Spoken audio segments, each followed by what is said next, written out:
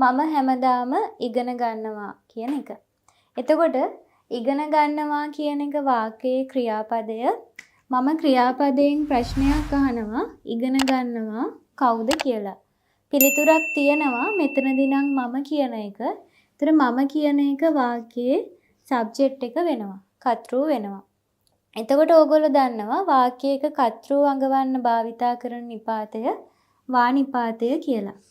මම N1 කියන එක කලින් විදියටම සබ්ජෙක්ට් එක විදියට ගත්තොත් සබ්ජෙක්ට් එක හැඟවීමට සබ්ජෙක්ට් එක පිටුපසින් ලියනවා වා නිපාතය.